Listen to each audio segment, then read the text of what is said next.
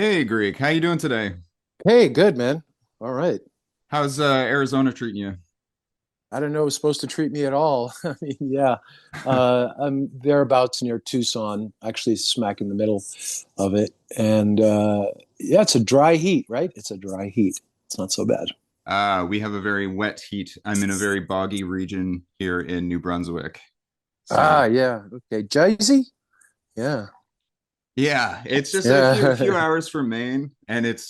it's this North. time of year with the bugs, or well, just about until August. You Yep. have things trying to eat you. So Yeah. You get them at night. I give a tip to people and it really works. If you have like a porch light on at night, it's like close the door, the bugs will come in because you see them swarming around the light bulb and all that, right? oh yeah. Take a blue, that blue masking tape that's very popular for painter's tape. That's a good color blue. And just put some strips of blue tape near and on the light. And what's good about that blue masking tape is it releases very cleanly. Just get creative with some blue stripes, like behind the bulb and the fixture, around the bulb, not on the bulb, and the fixture, and the bugs will stay away.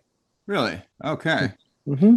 Are you familiar with mosquitoes being attracted to like CO2 and Yeah, stuff as well? more Okay. than that. It's more than that. Okay. They're very intelligent. You never notice so when you're out with mosquitoes, when you're out with other people, and some people get bit by mosquitoes and others don't.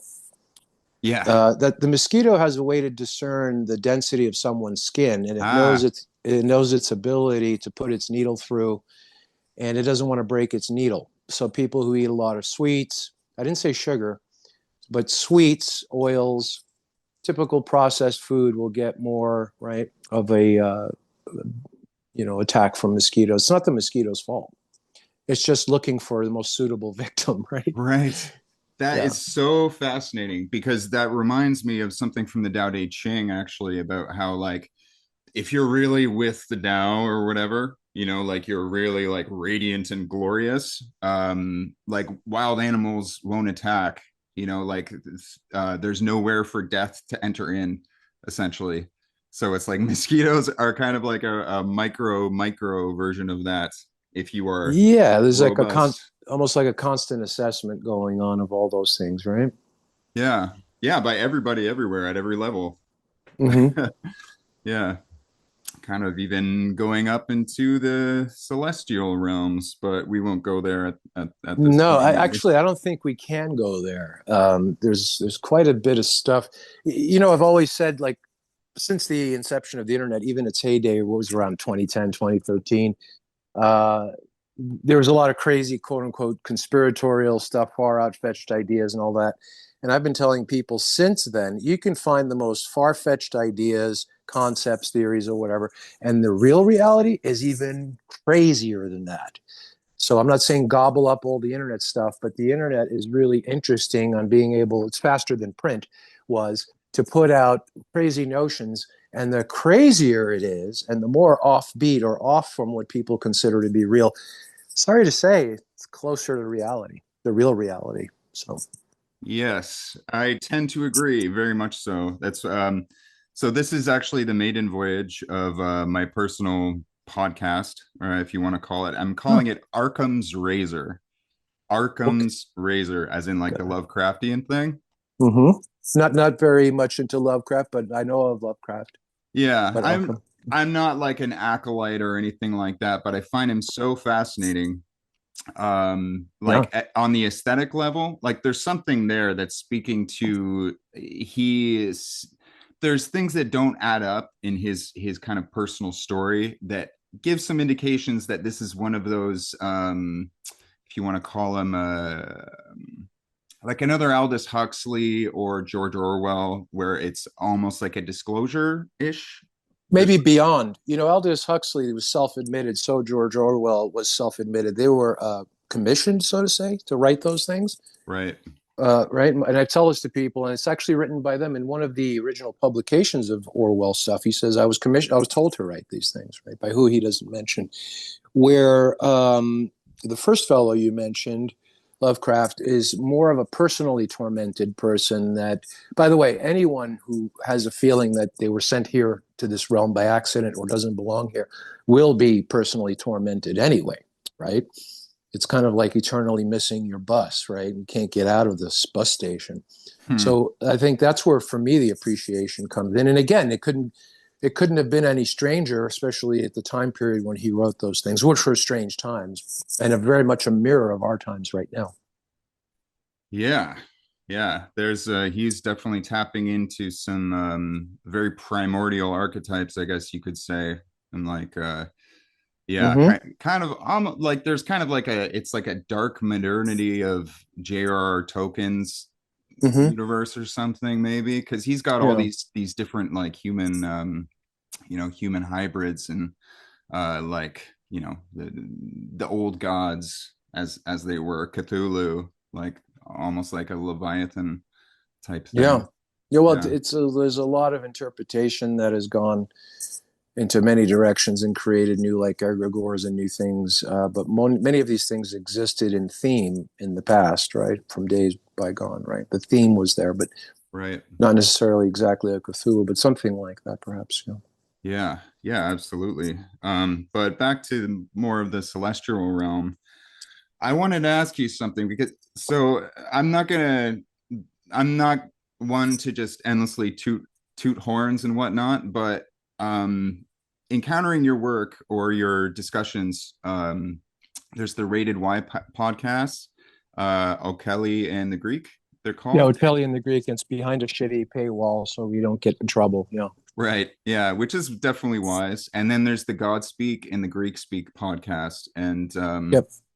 That's they're older. That was done with the Archon Sam, and yeah. And all these things are unsolicited. By the way, I don't have a single recording. Sometimes people ask me for recordings or files. I don't have a single recording of it. All I do is have an appointment, show up, and speak. No notes, no whatever, and I just pass and hope people pick up on it and develop it further. Is my intent. right. Yeah, I mean the way that you communicate and stuff, it's really interesting. There can almost be it sounds funny, but can like if you put on the playlist or something in the house just through the day and you're just walking around, there's Okay. almost like a divinatory quality to what you're hearing when you're hearing, like kind of like a syncretic kind of thing, like things are hitting corresponding to other things that are going on during the day and everything like that. Just something, Interesting. yeah, Yeah. Okay. something that I noticed. So is harmony. Yeah. Yeah, yeah, harmony. And one thing that I really appreciate about the way that you communicate is that you put forth a sense from your being about like articulating law just with the way that you speak, sort of. So being very precise in your speech, as like Jordan Peterson would say. Oh um, gosh, you have to mention him anyway. I I don't even. I've heard of him. I looked at a little bit of his stuff, but in like 0.3 seconds, yeah, yeah, I got struck that. out. That's fine. Anyone that's putting out anything that's usable and practical is fine. But Yeah. yeah, I don't know. He's kind of rubs me the wrong way for some reason. Oh, there's many reasons. Yes, he's not a good actor, as we would say. But Hmm. anyway, none of us really are. Only our Father in heaven is perfect, as they Yeah. also say. And it's the message also. I noticed that many of the messages that are put out there are incomplete. It's kind of like partial truth, right? Yeah, So, and yeah, that, incomprehensible. Yeah, he takes a long time to say things. But back to the celestial realm of the sun, something that does occupy that kind of intermediary space.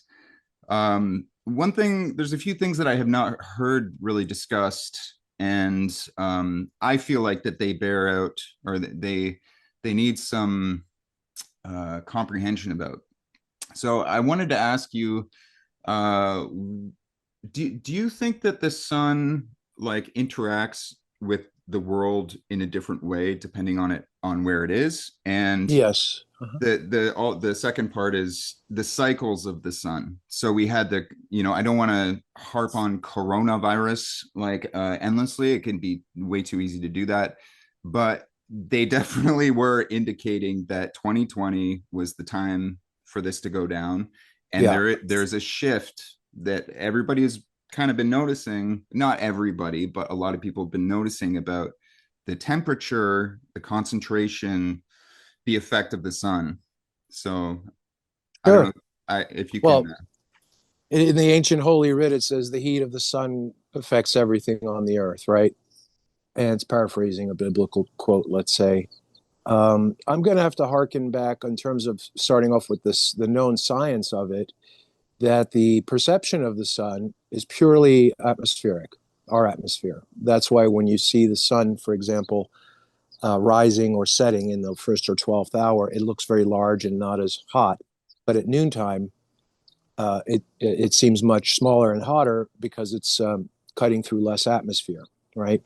And where I mentioned earlier at sunset or sunrise, when it's a large, not so bright, intensely bright disk, it's noon somewhere else, and they are viewing it as a very small, intensely bright disk right up over their head. And I've tested that with Skype, let's say, or Zoom. Called someone, where it was sunrise here in Tucson, and it was noon for them, and they were able to measure and photograph. So it was different, in real time, let's say, right? Because there's a lot of theories about how the motion and the shape of the earth and all that, right? Mhm. So I am able to clearly say that when the sun is a very small, intensely bright disk overhead, because it's cutting through less atmosphere, at the same time, many thousands of miles away, it's perceived as a very large, luminous, almost glow globe near the horizon, right? Mhm. So that's all a matter of lens effect of atmosphere. And then to take the science a little bit further, as you go higher and the atmosphere gets thinner, the intensity of the sun disappears to the point where you can say if you are outside of the Earth's atmosphere, you don't see the sun at all, right? Because it's purely reacting. It's a reaction in the environment, kind of like a transformer would. In anyone who's familiar with electricity, how transformers work, it's a big inductor, and Right. that's one thing that I've always. Everything is done by induction. Human body, nature, most what would you say, profound scientific or mechanical processes use induction. So that's something that all the boys and girls need to start looking into if they really want to understand what's going on here from the perspective that we can gain.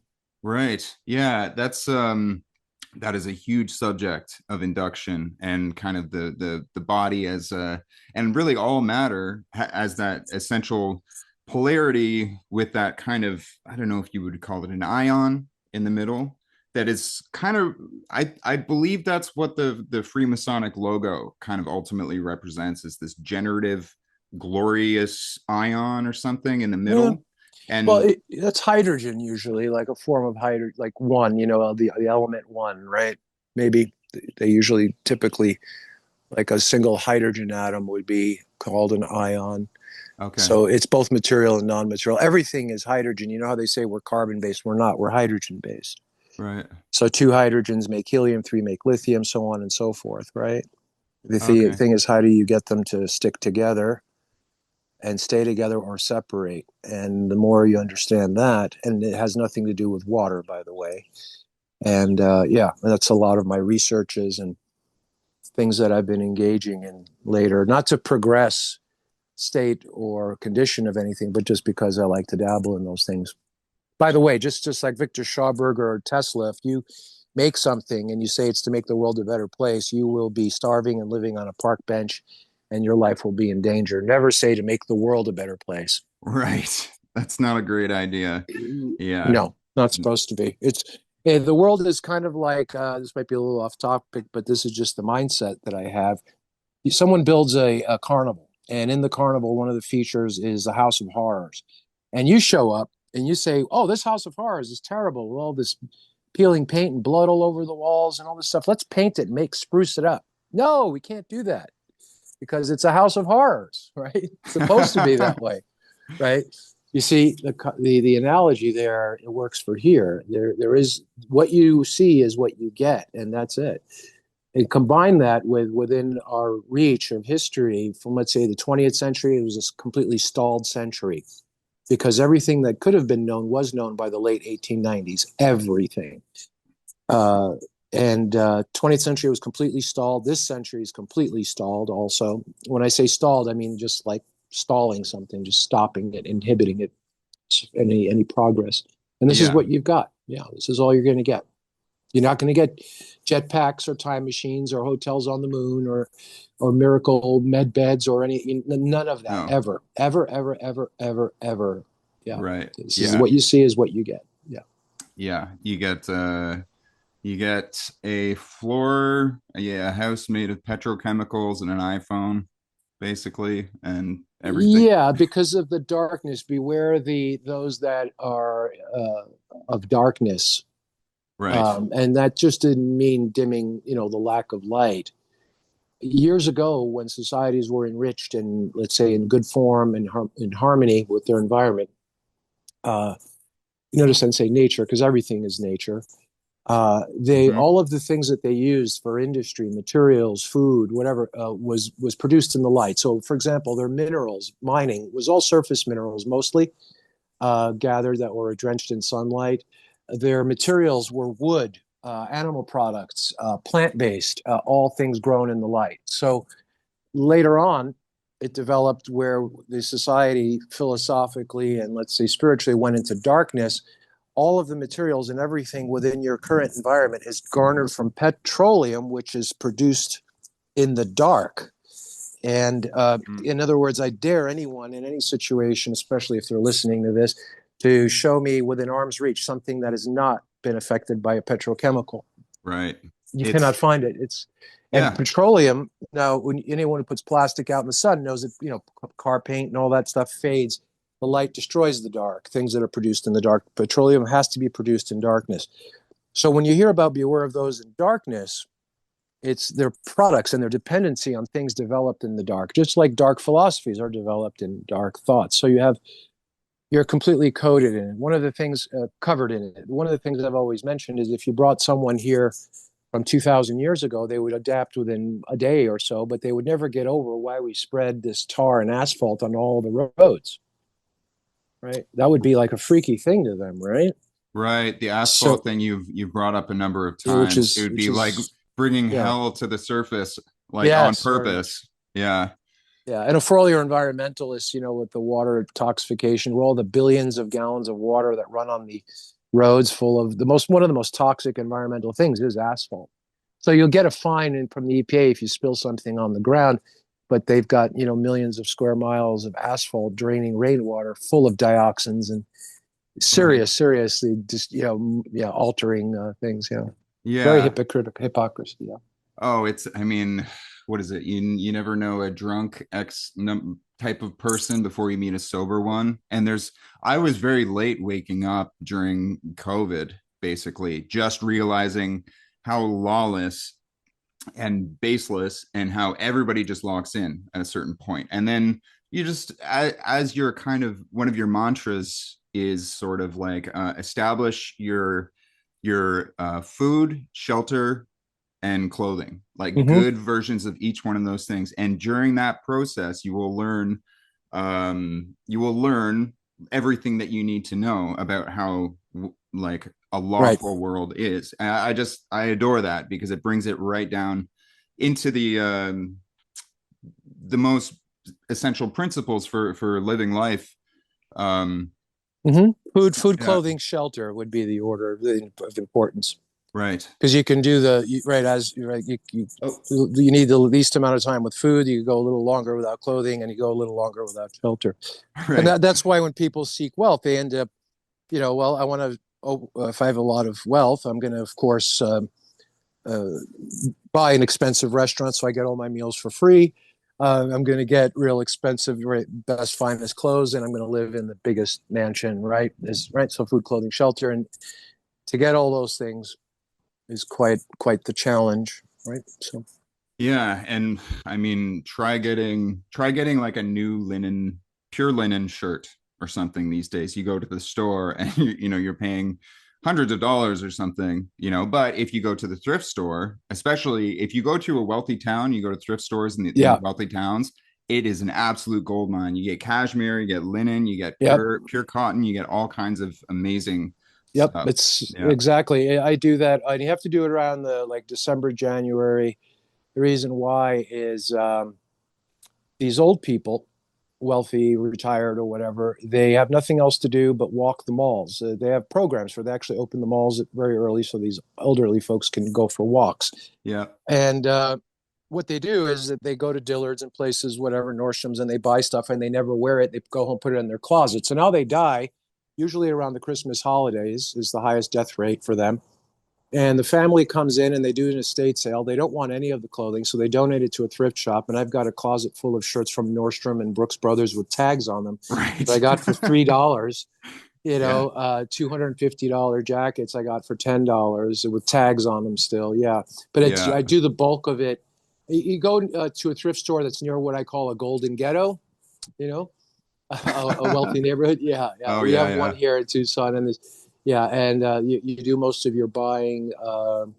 And it's funny when I go through the racks and you see all the similar manufacturers, similar sizes. Oh, this guy just died. They donated his whole closet. They're all the same size, same, Brooks Brothers stuff. I'm just grab them all. So Oh sure. Yeah, it's yeah, a so I've got like yeah. That's the way to do it. It's also you got to go around December, January because that's when the most deaths happen because of the sure. holidays. Yeah, in My Western culture. Yeah. my folks live in a suburb of Toronto where all the Fortune 500 companies, like the CEOs, they all live with their families in that town. Very very wealthy town, and the kind of rule of thumb it seems with fashion is that if you're like apparently I'm just going kind of from the thrift store thing, but you if you wear something more than once, you you're judged by your peers or something. So even for like nice clothes for younger people, it's just like full of it because there's a lot of people out there who just seem to wear things once and then Yeah, they give it or away. I would suggest just decide what kind of appearance you like to have. You never have to be affected by fashion trends, right? Absolutely. Yeah. Yeah. Yeah, linen shirts. I mean, yeah, everything that keeps that the charge in the air, the ether that allows that to permeate into the body. That's my rule of thumb. And like in the Old Testament law and stuff, it's like you don't mix your fabrics. And Hmm. I kind of inferred that that was the reason. And sort of it's just too bad there's nothing in there about the kinds of shoes that you wear to keep the to keep the magnetism of the earth. I think Like, it's more than that. It's a lot of Simon Says stuff to separate yourself. A lot of I'm an Old Testament kind of person because you have to pick your law, what law you live by, right? You've heard perhaps from listening to previous Sonic events. An atheist, says, well, I don't, basically I say you get your law from your God and say, God, your God, one you pick. An atheist will say, well, I don't believe in any gods. And I just ask them, then do you believe in the laws of the state? And they say, yes, I do. Well, then the state is your God and April 1st is your holiday, right?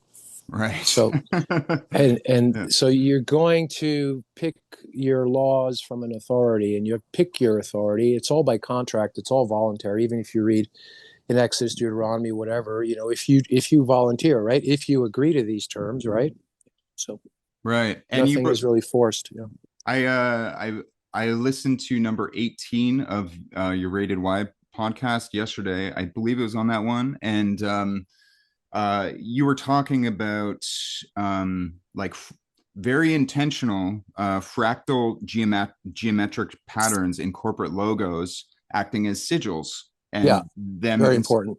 yeah, people these for lack of a better word Setians or Satanists, the Yeah, Saturnine overlords, they install these things as just a kind of a constant daemon running in your space or whatever yeah. Live. presence. It's a fractal antenna. Look up fractal antennas. That's what's used in a lot of these devices. They're very efficient. What they're doing is, if you're familiar with the work of Ibrahim Karim, biogeometry, just making a symbol on something, like a technical device that gives off EMF that gives people headaches, can mitigate that, right? Mm-hmm. You can look up biogeometry. I'm not endorsing him, but I'm just saying it's just a part of your research if you want to look into this. I've done an experiment from a woman that she was a scientist at Boeing, and she was constantly plagued since working at Boeing and and where she lived with headaches and maladies in her body. Not too many things like, manifestations that would disable her, but she was considering herself unhealthy. So she was a good experiment. We said, can we go into your home? And we're going to, with a black magic marker, we're going to strike through and black out all of the corporate logos. Okay, can we go through all your personal spaces? And she said, give us permission. So we went, under the sink, all the soaps and things, right? In the bathroom, right? All the things in the medicine chest, in the closets, all the things, right? The TV set, Panasonic, right? We put either a black electrical tape over the corporate logo or blacked it out with a marker. Stuff in the refrigerator, like sun-kissed orange juice, right? Black tape over the sun. Every corporate logo was covered of everything, food products, clothing products, ripped the tags off with a scissor. We spent about an hour and a half. We think we got everything. And she was like, she called me like midnight. She's like, I feel great, and continued to feel great for weeks and weeks and weeks. Right. That's So great. we've done Hey, a couple of experiments with that. Yeah. there we go. And we're back. Right. And we're back. So, yeah, we were talking about fractal antennas and Yeah. On commercial products. Yeah. How you, the unlimited ways you can be messed with. Right. yeah, But it's a finite world, so it is limited. But yeah, I yeah, would advise anyone to pursue an endeavor like that. Just use some tape and cover all the corporate logos. It's the subtle energy realm, right? right. Yeah, all these things, and like in magic or whatever, they build a resonance. They build like a resonance in the field or Yeah. in a kind of area. Yep. Yeah. Exactly. Yeah. It doesn't. Yeah. It's the subtle energy. Homeopathy, right? Is based on that. There used to be if you're not familiar with homeopathy, look it up. But the states, the governments had a state homeopathist at one point before the AMA took over, American Murderers Association. I mean, the American Medical Association. Wow, I had no idea. Oh What? yeah, we talked Yeah. about the master of lunacy before psychology. Before psychologists or psychiatrists, there was a master of lunacy. I actually have a calling card, just name, phone number, and the title is Master of Lunacy. Always, I never met anyone who knew what that was, but Yeah. I wonder if maybe Japan still has a bureau of homeopathy because they actually yeah. seem to occasionally have an interest in actually treating the population. Uh, Some countries, if they have a central bank, they won't, okay, because banking, legal, and medical are all the same thing, inextricably the same. right. So when you go into a hospital, you go into a bank. When you go into a bank, go into a hospital. You see a lawyer, court. You go into a hospital, go into a bank. Hospice or hospitals where you go to die. By the way, right? Right. Yeah. So don't complain if they kill your loved ones. I've seen the doctors kill loved ones of people, and they actually thank the doctor for everything they did, and then set up a GoFundMe to fund the doctor's research. It's like, what? It's Yeah, my terrible. Mayo Clinic treated my mom for 30 years. Now we're setting up a thing to help fund them. What? Oh Yeah. my gosh, this place should be evacuated and turned into a homeless shelter. And whenever there's socialist medicine and doctors go on strike, the death rate drops by 30 or 40%, even more, almost 90%. Like the morgues are empty for weeks and weeks until they go back to, yeah, yeah. Right. Leading cause of death is the Yatricide, mathematical. yeah. Yeah. Death by doctor. Now, an ignorant, typical human surface dwelling earth inhabitant will say, Greek, so you're saying we shouldn't have any medical? You know, they don't understand. Yeah. Yeah. We should have banking. We should have courts. We should have medical. We should have farms and production and all that stuff, but we should have it where it benefits the population, right? Well, that's it. Yeah. How familiar are you with the Smoky God, that quote unquote novel? Not. Go No, ahead. eh? Well, it's beautiful. It's like I believe he was Norwegian. It's the tale of a Norwegian whose father decided to this father and his son, they sail up to Hyperborea and they They make it through all of like the stormy, terrible weather, and then suddenly there's this local sun in the region, and a big ship comes by that's full of giants. And I know how fantastical this sounds. I don't Yeah, it's know. about right. It's Okay, about right. there you go. It sounds Okay, about right. Yeah, it sounds more amazing. like it's fact, but let's call it fiction. Kind Well, of like Edda Darpa. I'm not too. Aphrodite. Edda Darpa is Aphrodite spelled backwards. It's a journey to the inner earth. Oh, that's right. Mind Unveiled that channel. They did a segment Yeah, on that. But okay, yeah, yeah. So they yeah, go, and then all that stuff is more fact than fiction. So yeah, there's actually in Edda Darpa there's a science experiment you can do, which is counterintuitive and counter very against what science talks about regarding water and things dissolved in water, and gives you the layout of the experiment. And you can find out for yourself certain phenomenon that he discovered while he was in the inner earth, and it can be replicated on the surface.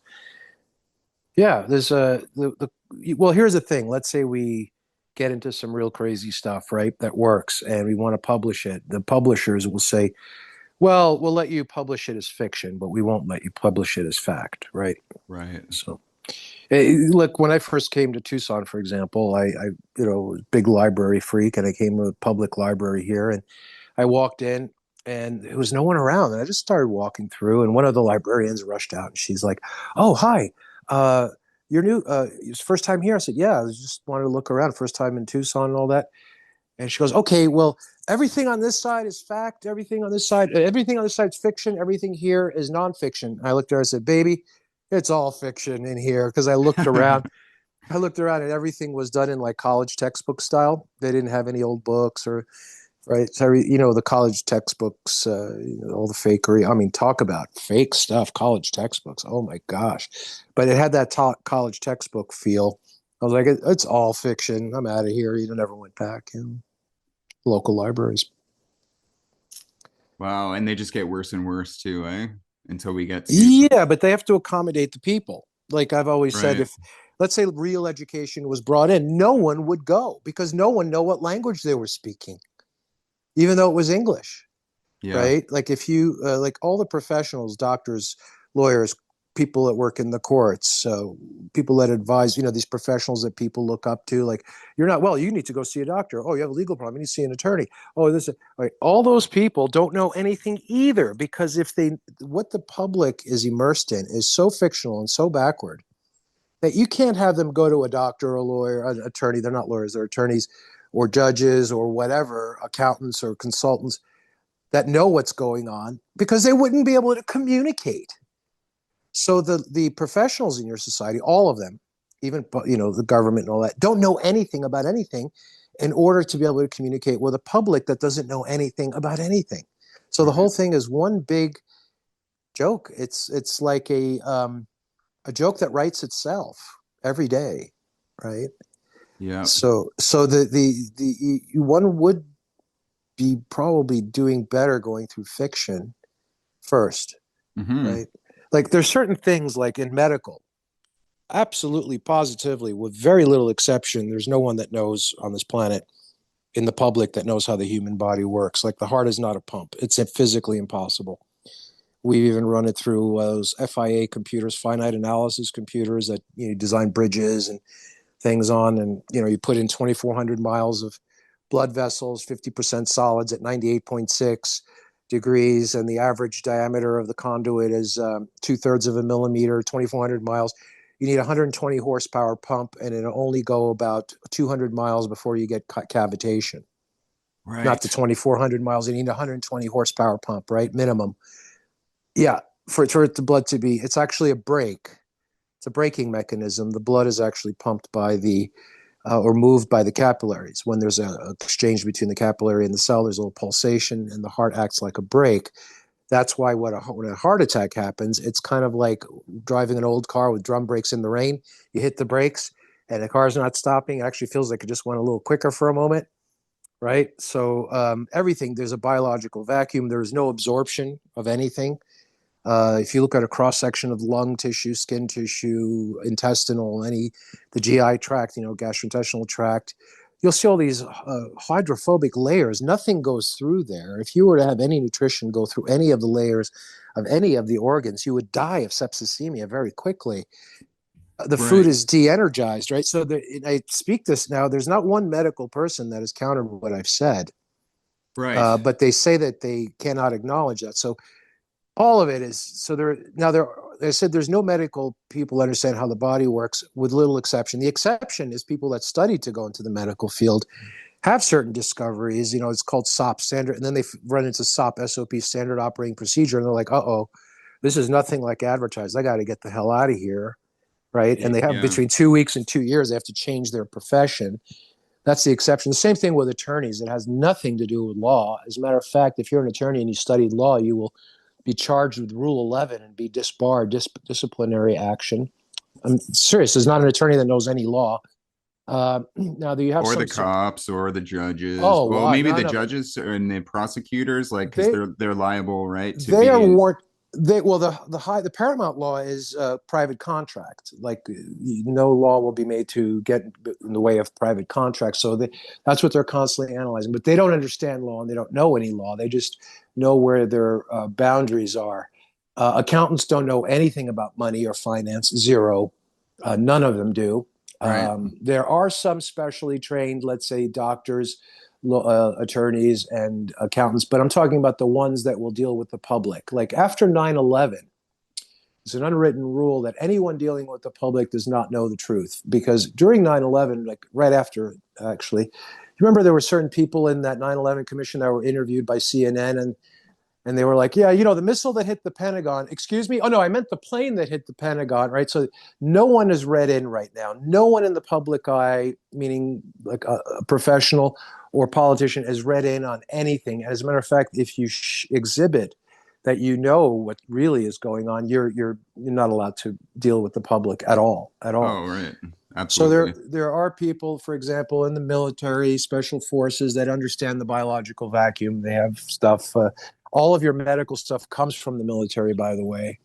And also, in terms of medical, all of your diseases, the major ones, are all fictional. They do not exist. I think you've heard me. There's no such thing as blood pressure. It's actually a negative. It's a vacuum, right? Right. It's so People. blood is essentially being pulled, like the birds are Yes. being There's, flown or the fish are being Eggs like swam. Schauberger. Yes, very Right. much. Yeah. Yeah, So and yeah. there's no way to test for blood glucose. It's done by an analog. When they test for blood glucose for that diabetes, it's totally fictional disease. Anyone Right. who's diagnosed with a diabetes, it gets worse and worse. Insulin is actually a toxin. There's no. You could look up how is blood glucose tested. Initially the history of it. The glucose was only showing up in urine, like melatonated urine. The doctor had to taste it. No one wants to do that. They said, well, let's bypass the urine and go to the blood. Couldn't find any glucose in the blood. So they invented, so the way it's measured is by analog. They take the blood sample and mix it with these other chemicals. And when hydrogen peroxide shows up, the amount of hydrogen peroxide that shows up is how much an analog of glucose you have. But the glucose is never found. Yeah, Fascinating. and the AIDS also is this PCR test, which is statistical. It doesn't really measure anything. When people measured positive for the AIDS thing, Oh, what they yes, yes, yeah. they sent them letters. You potentially might be, maybe, possibly, susceptibly tested for a very serious disease. You should consider treatment, and they never say you have it. And once you Right. take the treatment, what the treatment for the AIDS is a hormone they give you.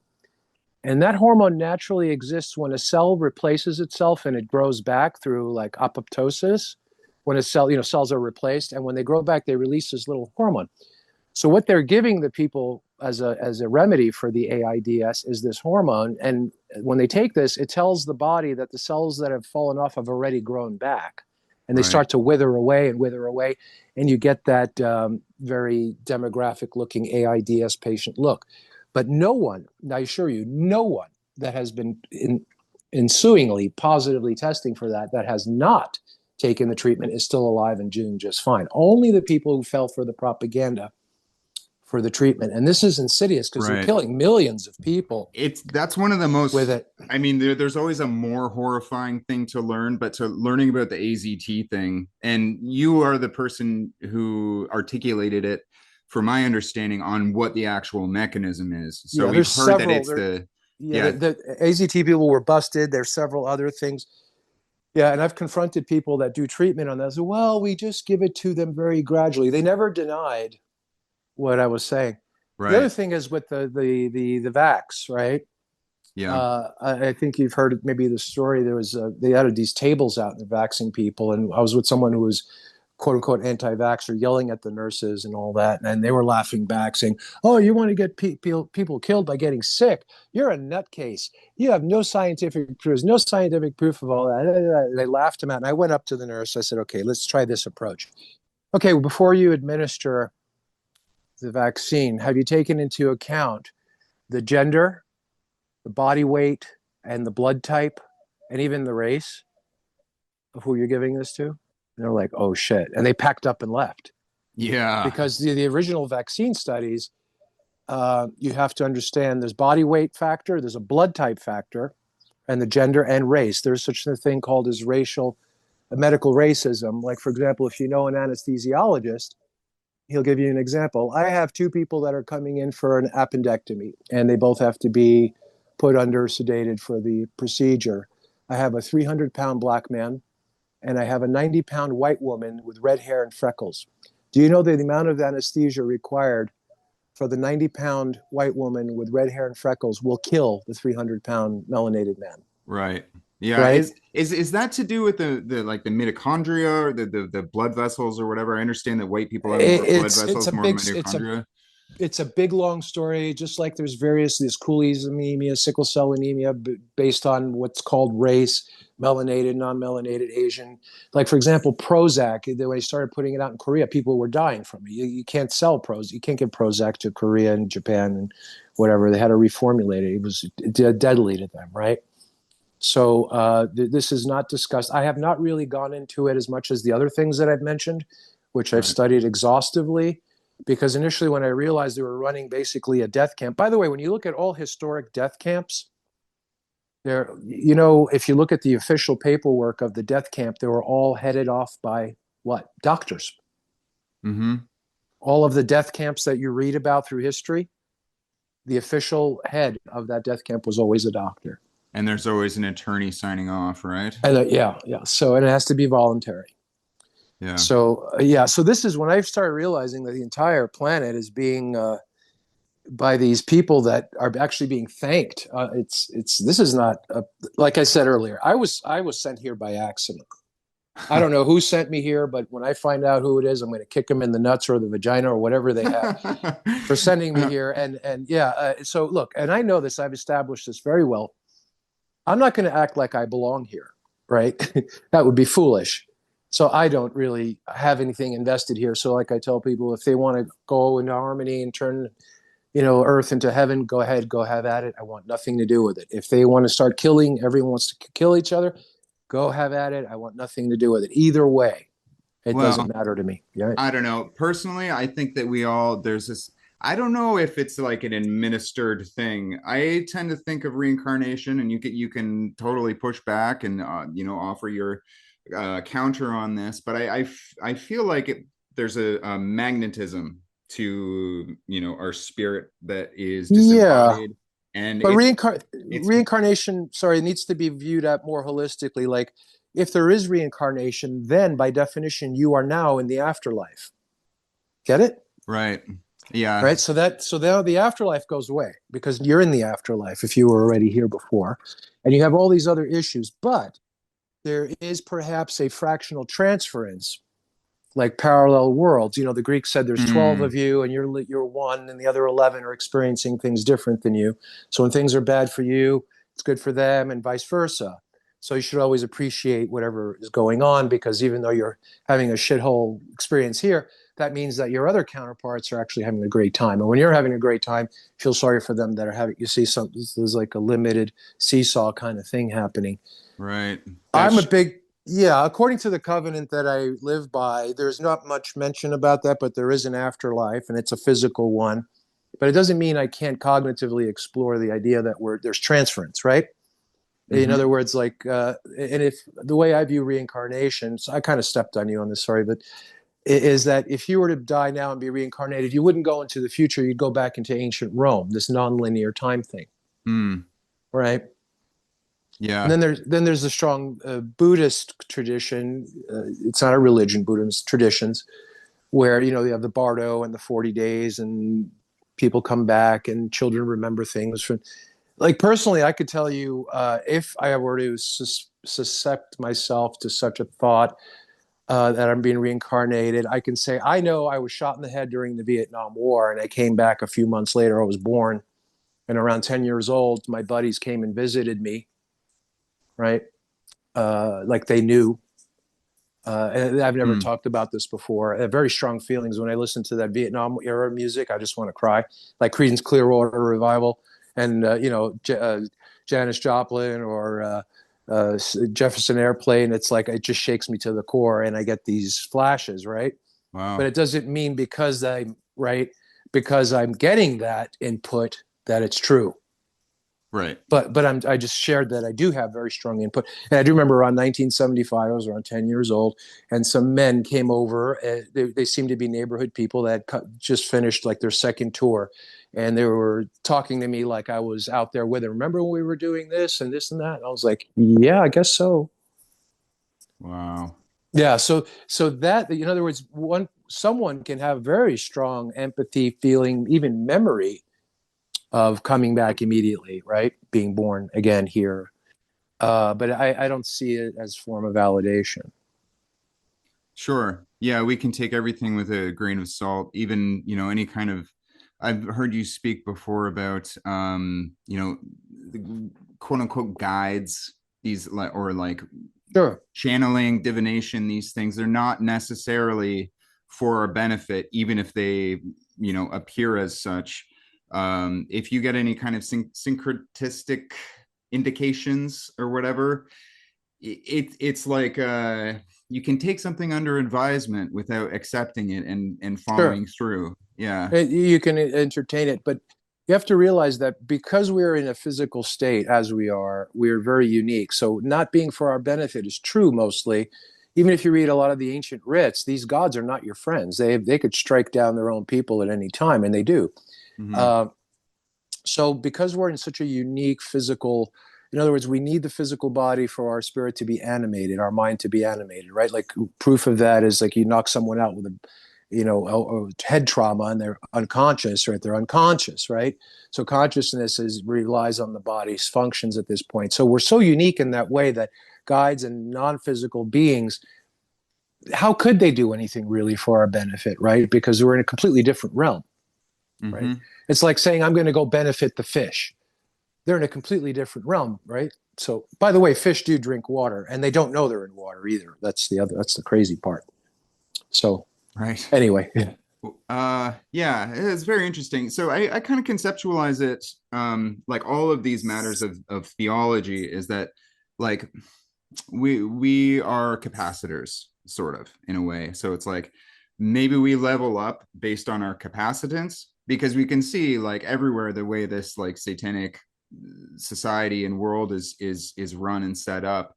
It's all about reducing like us in reducing metabolism of subtle energies to more and more dense kind of like in the balls type stuff, and then they offer spiritual stimulus that then provokes those kind of base frequencies sort of. yeah, it's very guided and limited in a way, but within it's one finite world imposing itself on an even more finite world is one way of thinking of it. Sure. Like, kind of like being, they say think out of the box. You're being constantly pushed into the box, but it's not in the center because when you read a lot of divine, ancient, holy writs again, it's not about up and down. It's not a vertical hierarchy. It's an in and out hierarchy, like the inner circle, outer circle. You're on Mm. my left hand or on my right hand. Many people were taught that of the pyramid, you're at the top of the pyramid or at the bottom, but actually on the more of a divine level, it's in or out. It's a lateral kingdom, not a vertical kingdom. But for most human societies, they impose a vertical kingdom, Right. which is contrary to the divine, which is lateral. That's so fascinating. Yeah. You'll It's find that if you study the ancient writs. Yeah, it's I that's one thing I really appreciate about listening to your conversations, your sonics as you refer to them. Um is there's all of these just radical reorientation pieces of information that scale really naturally between, because I would consider you like an alchemist and a polymath, and you do have a great understanding of like this the supernatural as well, and you speak pretty seamlessly like between these different realms of, I don't know if you want to call them density or whatever, but you have a great understanding of the subtle, and you have a great understanding of like the, you know, the visceral, I suppose, Hmm. as well. It's So, like busking. I'm stuck at this bus stop. I need to get the fare. I'm just busking. Right. I it's funny you mentioned that. I busked in the Montreal metros to pay my rent and feed myself for a few years, actually. Yeah. Yeah. Well, believe it or not, I do consulting for a living, and the stuff that I was always talking about on the internet that seemingly only 4 or 5 people wanted to listen to is what I do now to actually make a living. Right. And so Oh, that's awesome. Yeah, I that's why mean, I was like, why would I? I've actually had a comment before. I'll mention it here. We heard you do a podcast, and we're paying you a very hefty consultant fee for the same stuff you're talking about on the radio. What's up with that? I'm like, okay, I'm gonna, what do you call, throttle it back a little and save the real juicy stuff for the quote unquote paid clients and the public. But it always comes through if you, yeah. sure. Yeah. Um, I mean, yeah, we're coming up on our 10-minute point here. Do you want to just call it a cast, or call it a sonic event, or do you want to continue? Sure. It's totally up to you. I mean, it has a feeling of completion right now, but if you Yeah, would, that's good. That's good great. with me. Would Yeah, hopefully we can do this again sometime, because I got 10,000 Sure. questions for you. Yeah, Sure. Yeah, yeah. I'll try to sit back and take the questions then. Yeah. sweet. Okay, Greg, thank you so much for joining me on the maiden voyage of Arkham's Razor podcast. I wish you a wonderful day. Super duper. Same. Cheers. Cheers.